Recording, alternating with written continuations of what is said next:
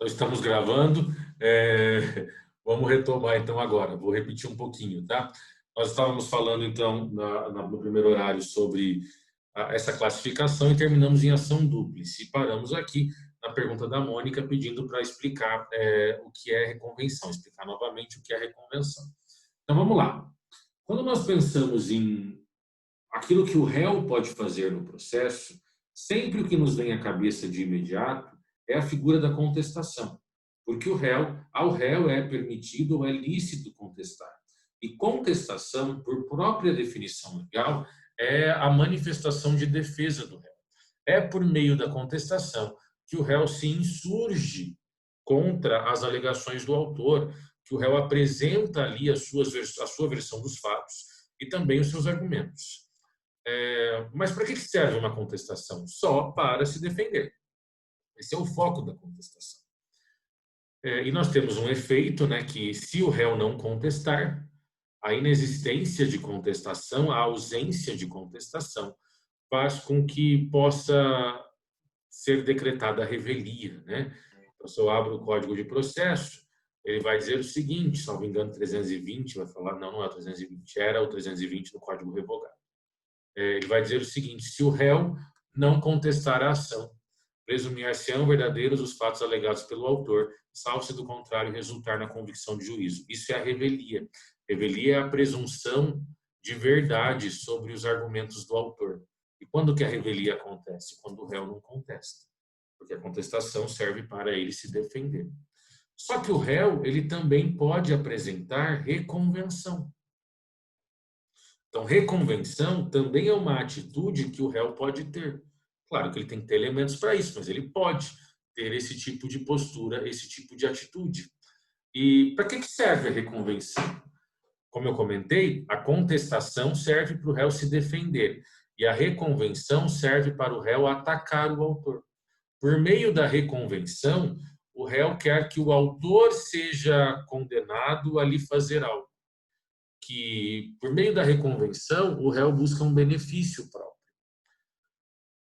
Por que que a gente hoje trabalha com a reconvenção junto da contestação? Porque quando nós estávamos sobre a égide, né, sobre a vigência do Código Revogado, do Código de 73, ele produziu efeitos até 2016, até março de 2016, reconvenção e contestação eram petições separadas. Elas tinham que ser apresentadas, protocoladas ao mesmo tempo, mas eram peças separadas. Então, se o réu quisesse que o autor fosse condenado em face dele, receber alguma coisa do autor, o réu apresentava a contestação e numa outra folha apresentava a reconvenção, protocolava as duas no mesmo momento. Hoje não funciona mais assim. O processo ele acabou ficando mais simples em algumas coisas e a reconvenção hoje vai ser um capítulo dentro da contestação. Então, se o cara quiser reconvir, se o réu quiser reconvir, ele vai, dentro da contestação dele, criar um capítulo chamado da reconvenção. E nesse capítulo, dentro da contestação, ele vai apresentar argumentos, os fatos e os fundamentos jurídicos, né, que tem que ser fundamentado, e diante disso ele vai pedir que o autor seja condenado. De uma maneira muito simples e sucinta, Mônica e quem mais tiver dúvida em relação a isso, pense assim, que na contestação o réu ele se limita a se defender diante de todos os argumentos e alegações que o autor trouxe. Já na reconvenção, o réu ele produz um ataque. Ele está atacando o autor, porque ele quer que o autor seja compelido a lhe fazer algo, a lhe entregar algo, lhe pagar algo. Entendeu, Mônica?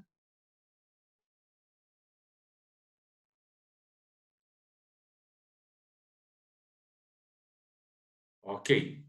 Mais alguém tem alguma dúvida até aqui? Estamos caminhando, está tudo certo, tudo sob controle. Alguém ficou um pouco perdido até agora?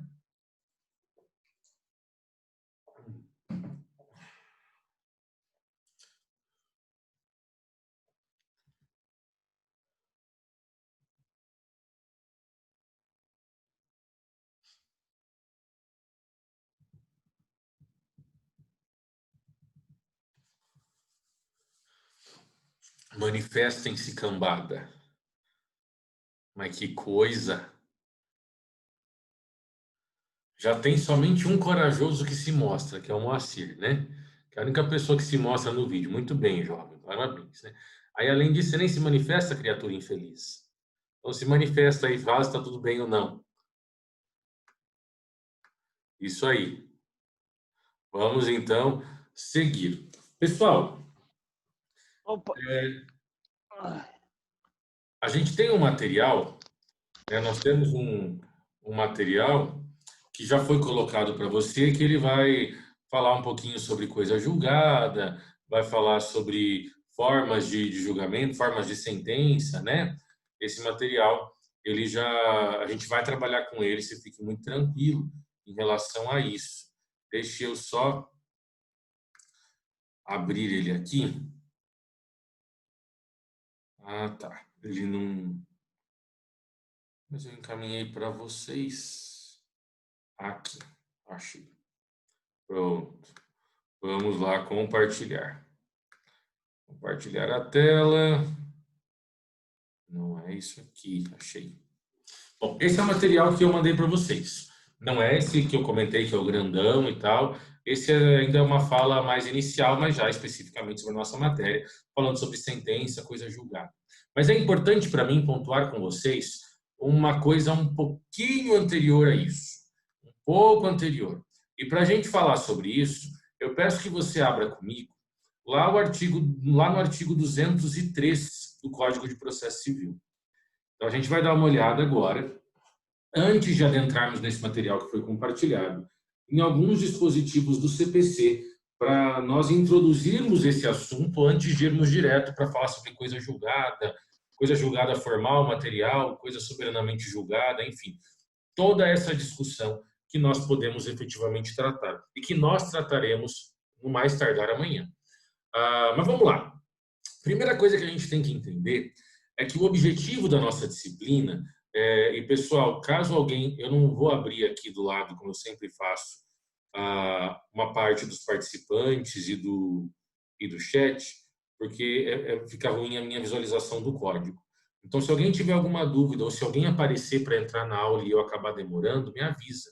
Libera o microfone e me chama, tá? Para eu não deixar passar batido, por favor.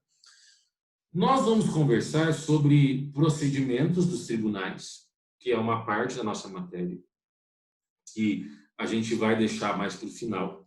Nós vamos logo de cara jogar em cima da sentença, em cima dos recursos mesmo, comentando algumas peculiaridades como rescisória, que aí, ok, a gente vai ter que falar sobre isso mesmo antes, mas o nosso foco serão os recursos. Só que nós precisamos entender que quando falamos de processos nos tribunais de maneira geral, esses processos que serão propostos no tribunal, ou até mesmo recursos que são caminhos questionatórios, né? Vamos entender isso, que todo recurso ele tem uma natureza questionadora. Eu tive uma resposta sobre aquilo que eu estou buscando. Houve uma resposta. Só que eu não me satisfiz com essa resposta. E diante dessa minha insatisfação, me é lícito buscar um novo julgamento, uma nova análise diante de tudo aquilo que eu estou discutindo, diante da importância que aquilo tem para mim, autor. Porque se eu sou autor de uma demanda judicial, é porque eu realmente acredito que eu faço jus àquilo, que eu tenho direito de receber aquilo e que aquilo me é devido. E se isso não me foi concedido agora, naquele primeiro momento, então eu tenho algumas possibilidades de levar esse questionamento para um outro lugar, para que uma outra pessoa ou uma galera possam analisar, reanalisar tudo aquilo que eu estou discutindo, tudo aquilo que eu estou conversando.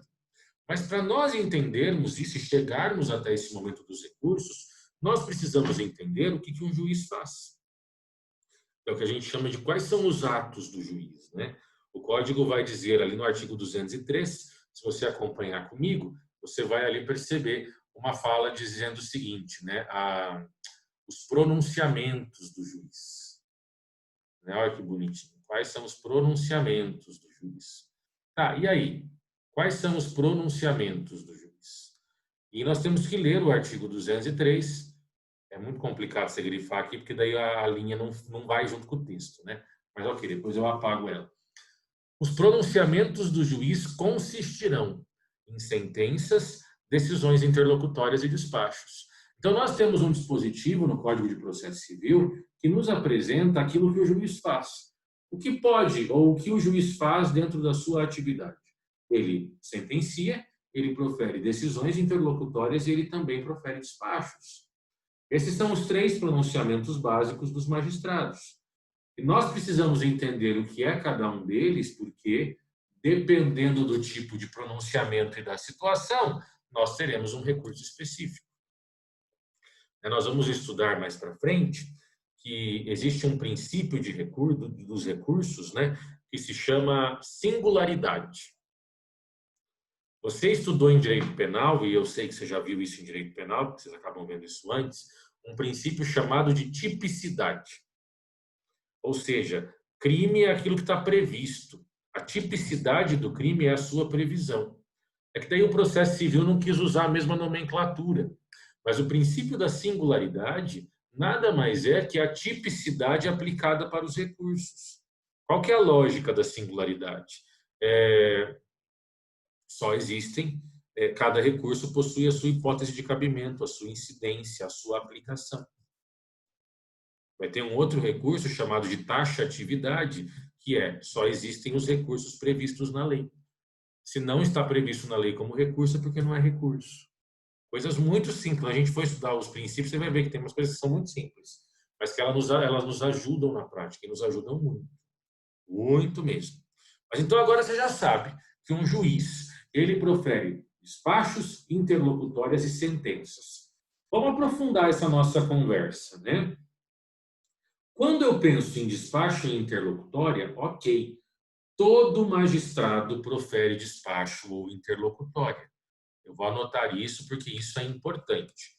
Todo magistrado profere despachos e decisões interlocutórias. Todos. Quando eu falo todo magistrado, é em qualquer grau de hierarquia, sabe? Do Poder Judiciário. Então, seja ele um juiz, um desembargador ou um ministro. Todos podem proferir despachos interlocutórios. Agora, a pergunta que eu vos faço. Quem profere sentença? Sentença. E você vai me responder, pequeno gafanhoto. Aguardo a sua resposta, seja ela oral ou aqui escrita. Quem profere sentença? Se eu acabei de falar que todo magistrado profere decisão interlocutória e despacho, é porque sentença não é para todo magistrado, né? Então, aí o Wellington colocou aqui, o juiz profere sentença. De fato, a sentença é ato exclusivo do juiz. Então, quem profere sentença é juiz. E quando eu falo juiz, eu estou falando de primeiro grau. Lembra, você deve ter visto isso em Teoria Geral do Processo, que existem graus, né? Graus de jurisdição. Até teve um dia que eu comentei isso com vocês, né? Até perguntei isso na aula daqui. Eu preciso ser lembrado. André, se você puder me lembrar, por favor, eu vou separar um desenho que eu tenho que demonstra esses graus para que vocês tenham isso como material. É importante, tá? Então, nós temos ali, primeiro grau do judiciário são os juízes. Segundo grau dos judiciários são os desembargadores, né? Nós temos ali a formação dos desembargadores. Deixa eu ver se eu localizo aqui. Organograma do Poder Judiciário. Existem algumas facilidades na internet que a gente precisa aproveitar, não é mesmo? Então, deixa eu abrir esse aqui que me parece estar bem bonitinho. Parece que está mesmo. Não acabou, não vai dar tempo de eu verificar se está tudo certo, mas perceba. Deixa eu tentar. Isso, agora ficou legal. Tá vendo aí, né? Que eu joguei aí justamente para que você consiga ver. Nós podemos enxergar o Poder Judiciário como esse gráfico mostra. Tá? Esse gráfico nos mostra mais ou menos o que seria a representação do Poder Judiciário. Esse desenho, né? Não é bem um gráfico. Em azul, nós temos a base do Poder Judiciário, que é o que a gente vai chamar de primeiro grau. Está vendo aqui a legenda? São esses juízos de origem que normalmente os processos começam. Então, normalmente, os processos começam em primeiro grau. Por que normalmente, professor? Porque nós temos situações, quando você estudou competência, né, lá em processo civil 1, que você viu lá que tem processos que eles não começam no primeiro grau, eles já começam no tribunal, eles já começam no STF. Lembra de foro privilegiado? Lembra das ações constitucionais, as ações de controle de constitucionalidade, né? Se você se lembrar disso, você vai recordar que nessas ações de controle de constitucionalidade, elas já são protocoladas direto no STF. Então, nós temos algumas demandas, que é o que a gente vai chamar de competência originária do tribunal, em que a ação já começa no tribunal. Mas, normalmente, via de regra, a ação não começa no tribunal. Ela vai começar em primeiro grau de jurisdição, esses juízos aí pequenininhos, de origem, tudo certo. Então, esse é o primeiro grau. A Arapongas, a Apucarana, tudo primeiro grau de jurisdição. Esses primeiros graus de jurisdição que a gente chama, os magistrados são chamados de juiz. Então, pessoal, juiz é o nome dado aos magistrados de primeiro grau. Tranquilo, né? Quando eu vou para segundo grau, que é esse verdinho, tá vendo aqui? Tribunal Regional Federal, o Tribunal Regional do Tribunal de Justiça do Distrito Federal, os Tribunais de Justiça dos Estados, Tribunal de Justiça Militar, Tribunal Regional do Trabalho. Aqui na questão do TSE, tá errado isso aí, já percebe a cagada, né, da pessoa. Você usa um negócio e não consegue ver. Aqui não é STF nem matando, isso aqui é um absurdo. O que é TRE, Tribunal Regional Eleitoral. Tá? E você ignora essa besteira que está aqui nesse quadro, né? Mas a gente pega de graça, no Google não dá para exigir muita coisa. Quando a gente vai para segundo grau, que são esses tribunais que ficam normalmente nas capitais dos estados, nós temos a figura do desembargador. Desembargador é o nome dado ao magistrado de segundo grau. Simples, é uma questão de nomenclatura. E, por fim, nós chegamos nos tribunais superiores, né? Que alguns vão chamar de terceiro grau. Lembra que Tribunal Superior, o S é de superior. STJ, Superior Tribunal de Justiça, TST, Tribunal Superior do Trabalho, TSE, Tribunal Superior Eleitoral, STM, Superior Tribunal Militar. Tá? Então, lembra dessas situações. Quando a gente chega no terceiro grau e no STF, que daí é a Corte Constitucional, nós temos a nomenclatura de ministros. Ministro é o nome dado ao magistrado dos tribunais superiores e STF. Você sabe que está escrito superiores, né? Então, quando o magistrado ele está nos tribunais superiores, STF, qualquer tribunal que tem o S superior no nome, ou STF, que daí é a Corte Constitucional, eles vão ser chamados de ministros. Isso é só nomenclatura, todos são magistrados.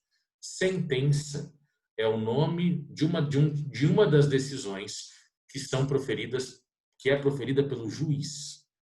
Então, sentença só é proferida em primeiro grau. Só o juiz profere sentença. Tá, e aí? Como que eu vou chamar a decisão que é proferida nos tribunais de justiça, no segundo grau, ou nos tribunais superiores, ou no STF? Como que eu vou chamar essa decisão? E aí a gente vai anotar isso também. Nos tribunais superiores, no STF ou na segunda instância e segundo grau é sinônimo, tá? Você pode ouvir primeiro grau ou primeira instância. Instância é sinônimo de grau, tá? Sinônimo mesmo. Ou na segunda instância, teremos acórdão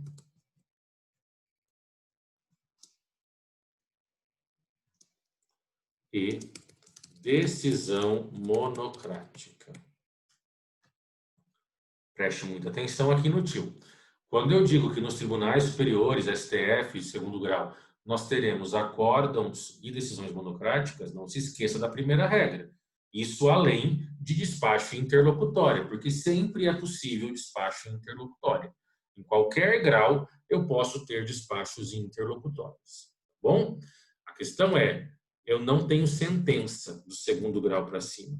Ou será acórdão, ou será decisão monocrática. Isso é só o nome, preste muita atenção, é só o nome da sentença no segundo grau ou acima disso.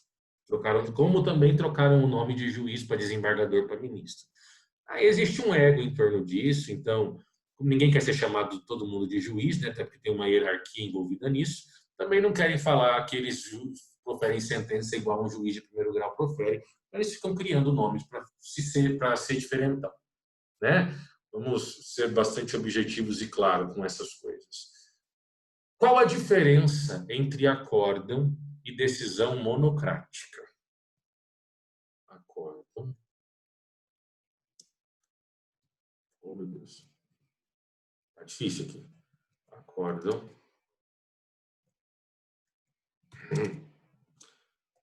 Decisão colegiada. Decisão monocrática é uma decisão individual. Lembra que monocrática vem de mono. Quando nós vamos para os tribunais, segundo grau para cima, segundo grau inclusive, nós temos a figura dos julgamentos colegiados, onde os nossos processos, eles serão analisados por vários julgadores, não é mais por um só. Em primeiro grau, é sempre um juiz só que vai julgar. Agora, quando eu estou no segundo grau ou acima dele, eu já tenho vários julgadores para o mesmo processo, que aí eles vão compor as chamadas câmaras ou turmas, né? Em segundo grau vai chamar Câmara Civil, por exemplo, e nos tribunais superiores, STJ, STF, vai chamar turma civil, primeira turma civil. Também uma diferença de nomenclatura só para complicar a vida, tá? E para fazer uma diferenciação. Acórdão é o nome que a gente dá quando a decisão que julga o processo ela foi proferida de maneira coletiva por todos os julgadores que fazem parte daquela Câmara ou daquela turma. Então, se um processo meu vai ao Tribunal de Justiça de Curitiba, e ele será julgado, ele vai ser julgado por 3 desembargadores. Sempre é ímpar, porque daí é uma questão de votação, sabe? E se a decisão for proferida de maneira colegiada, ouvindo-se os 3 desembargadores, isso é um acórdão, porque é uma decisão conjunta, colegiada.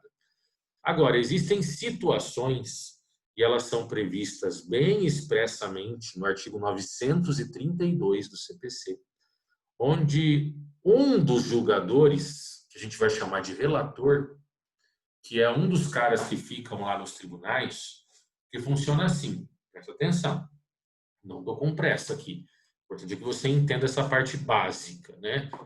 Isso é uma base importante. Quando o meu processo sai daqui de Apucarana, vamos imaginar, o juiz de Apucarana proferiu uma sentença e eu não concordo com ela. Não concordo com a sentença proferida pelo juiz de Apucarana, recorro. E com isso o meu processo é enviado para Curitiba.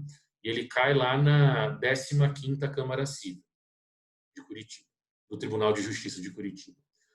Quando ele chega no Tribunal de Justiça, existe um cartório lá, né, que é como se fosse um cartório distribuidor, porque ele vai distribuir mesmo entre as câmaras. E aí, por uma questão também de sorteio e de sequência, vai depender de como aquela câmara está se organizando, é indicado um dos desembargadores que compõem aquela Câmara, aquele órgão julgador, para ser o relator.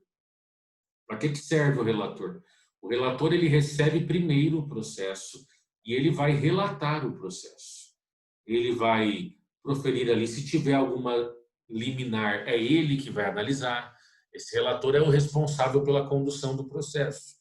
E ele que vai dar o voto. É ele que vai fazer a decisão de julgando o recurso ou não. Só que eu comentei com vocês que daí são 3 desembargadores que vão julgar. O relator, quando começa o julgamento, o relator vai ler o seu voto, que ele é o responsável por isso, porque ele é o relator. O outro desembargador, que vai ser o chamado revisor, tudo isso é nomeado antes disso acontecer, quando o processo chega, tá? Vai dizer se ele está de acordo com o relator ou se ele é contra o relator. Se ele estiver de acordo com o relator, já tem 2 votos a favor. E aí o terceiro está ali só por formalidade, porque se ele for contra, é 2-1. Se o revisor falar não concordo com o relator, aí eu tenho um voto a favor, um voto contrário. Aí vai para o terceiro, e o terceiro vai decidir com quem que ele vai estar a favor. Se eu tenho uma decisão que é produzida a partir da manifestação dos 3 julgadores, no caso do Tribunal de Justiça do Paraná, a partir de uma decisão em que são ouvidos os apontamentos de mais de um julgador, essa decisão ela é chamada de colegiada, e isso produz um acórdão. Acórdão é uma decisão colegiada. Só que o artigo 932 do CPC prevê hipóteses em que o relator pode julgar sozinho. São hipóteses bem reduzidas, mas elas existem. Quando o relator, fazendo uso do artigo 932, ele julga sozinho o processo, isso é uma decisão monocrática. Lembra? Mono de 1. Então, decisão monocrática é o julgamento feito nos tribunais pelo relator, e só pelo relator. O relator julgando sozinho. Bom, então sentença primeiro grau. Quando a gente vai para o segundo grau para cima, nós não temos mais sentença, teremos ou acórdão ou decisão monocrática. O sentido é o mesmo. É uma decisão que vai julgar o processo de alguma maneira. O sentido da decisão monocrática ou do acórdão é o mesmo sentido da sentença, julgar o processo. Só vai ter essa mudança de nome por chatice, porque direito é uma área de gente nojenta mesmo, então as pessoas gostam de ficar inventando nome para as coisas. E aí a diferença entre acórdão e decisão monocrática é se a decisão ela é coletiva, se ela é conjunta entre mais de um julgador, ou se ela foi proferida individualmente, sozinha, por um único julgador. Entendeu essa diferença? Tudo certo? Tá tranquilo e favorável, né? Vamos seguir. Qualquer coisa você manda a pergunta aqui no chat ou libera o seu microfone. Quais são os pronunciamentos do juiz? Perceba que o 203 fala sentença, mas ele diz que é do juiz, né? Porque é o juiz de fato sentencia. Os parágrafos do artigo 203, eles aparecem para definir cada um desses atos. Então, nós temos o parágrafo 1º nos dizendo o que é sentença, nós temos o parágrafo 2º nos dizendo o que é uma interlocutória, e nós temos o parágrafo 3º dizendo o que é um despacho. Vamos entender o que são cada um desses atos que o juiz profere, porque você já sabe o que é o acórdão, né? Se você abrir o artigo 204, olha ele lá em seguida. Acórdão é o julgamento colegiado pelos tribunais, aquilo que eu acabei de falar para você. Ele não vai falar aqui sobre monocrática, mas você já está sabendo o que é isso. Parágrafo 1º do 203. Ressalvadas as disposições expressas dos procedimentos especiais, sentença é o pronunciamento por meio do qual o juiz, com fundamento no 485 ou 487, põe fim à fase cognitiva do procedimento comum, bem como extingue a execução. Põe fim à fase cognitiva do procedimento comum ou extingue a execução. Bom, vamos seguir aqui. E aí, como que fica essa questão da sentença? Se você for ler definição de sentença em livros mais antigos, talvez você encontre algum livro dizendo assim: sentença é o pronunciamento do juiz que põe fim ao processo, que encerra o processo. Isso é correto hoje? Não. Por que que isso era correto antigamente? Porque funcionava assim, pessoal. Olha que coisa doida. O cara ingressava com uma ação de conhecimento, por exemplo, uma ação indenizatória. O juiz julgou procedente essa ação indenizatória. Ao julgar procedente, transitando em julgado, né, que você também já deve saber o que é, trânsito em julgado é quando não tem mais o que fazer, não cabe mais recurso, né? Formou ali a coisa julgada e isso produz o título executivo. Nós já fizemos uma distinção entre título executivo e sem ser título executivo, porque a diferença é entre processo de conhecimento e processo de execução. Então, a sentença transitada em julgado formou o título executivo, em que, não cumprida, agora a parte pode executar, pode exigir o seu cumprimento. O que vai acontecer? O que acontecia na época? Ao proferir essa sentença, né, e ela ter transitado em julgado, o processo era arquivado. E aí o autor que venceu a ação pegava a sentença, a certidão de trânsito em julgado, que demonstrava que ela tinha se consolidado, né, e abria um novo processo. Pagava custas de novo, um novo número, mas agora uma execução de título judicial. E isso era um porre, né, convenhamos. Em 2007, nós tivemos uma mudança do CPC da época, em que isso deixou de existir. Não havia mais a necessidade de se pegar a sentença e ingressar com uma nova ação. Não precisava mais fazer isso.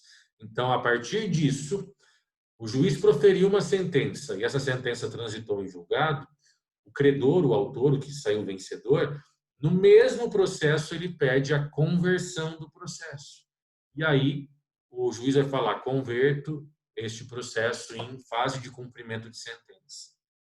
Então agora a gente não tem essa necessidade de entrar com um processo novo. Então eu não tenho mais como falar que a sentença põe fim ao processo, porque o processo não termina, pelo contrário, ele pode inclusive continuar, mas agora buscando o patrimônio do devedor. Então nós não temos um encerramento do processo. Não é assim que as coisas elas vão acontecer ou elas vão funcionar, né? O processo segue. Então nós precisamos entender que hoje sentença é o pronunciamento do juiz feito com base nos artigos 485 ou 487. Que são artigos que a gente começa o material que eu disponibilizei falando deles. Quando o juiz julga um processo, quando ele sentencia um processo, ele o faz com fundamento ou no artigo 485 ou no artigo 487. Então, sempre que o juiz se pronuncia, decide algo no processo, utilizando o artigo 485 ou 487, e encerrando a fase de conhecimento, né, por meio desse julgamento, isso é uma sentença. O 485 ou 487 a gente vai ver amanhã, relaxa. A gente vai ver o artigo todo, inclusive. Mas você tem que entender que sentença é esse pronunciamento do juiz, que encerra a fase de conhecimento, e não o processo, ou encerra a execução, e ele é feito com fundamento nos artigos 485 ou 487. Se eu vou para o parágrafo 2º, nós temos aqui decisão interlocutória, é todo pronunciamento judicial de natureza decisória que não se enquadra no parágrafo 1º. Então, o que é decisão interlocutória? É toda decisão, e aí a gente tem que estar falando, como o próprio nome diz, tem caráter decisório, é toda vez que o juiz pontua alguma coisa, decide alguma coisa, mas essa decisão, ela não se enquadra no conceito de sentença, ela não é tomada fazendo uso do 485 ou do 487. Você vai ler em algumas doutrinas a seguinte fala: ela resolve questões incidentais do processo. Exemplo, liminares. Todas as liminares são decisões interlocutórias. Sabe essas medidas de urgência para tirar nome do Serasa, para pagar alimentos agora, porque eu não quero esperar o processo ser julgado, eu preciso que o meu filho coma nesse momento.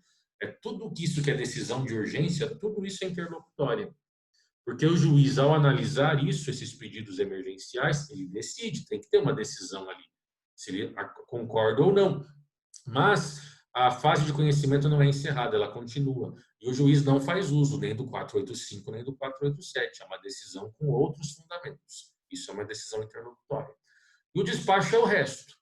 Todos os demais pronunciamentos do juiz praticados no processo. Então, despachos são aqueles pronunciamentos do juiz para que o processo tenha andamento. Quando você estudou lá em TGP, princípio do impulso oficial, né? O judiciário ele é inerte, a inércia da jurisdição, ele tem que ser provocado, mas a partir do instante em que ele é provocado, cabe ao próprio judiciário, ao juiz, conduzir o processo de fase em fase. Então, quando ele diz marque audiência, produz tal prova, tudo isso é despacho. São decisões de andamento do processo. Em regra, como você sabe, no direito sempre tem exceção. Só cabe recurso de sentenças ou de decisões interlocutórias. Quando eu falo dos atos do juiz, tá? Tem recurso de decisão monocrática, tem recurso de acordo, mas essa é uma outra conversa. Mas quando eu penso nos atos do juiz, em regra, só cabe recurso de sentença e de interlocutória. De despacho, não cabe recurso. Tem uma exceção, que a gente vai falar no momento oportuno.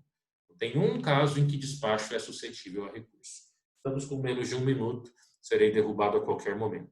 Dá uma olhada no material, a gente volta amanhã, a partir aqui do artigo 203. Fiquem com Deus, se cuidem, obrigado pela presença e participação de todos. Até mais, qualquer dúvida manda para mim. Tchau. Boa aula para vocês no segundo horário. Até mais.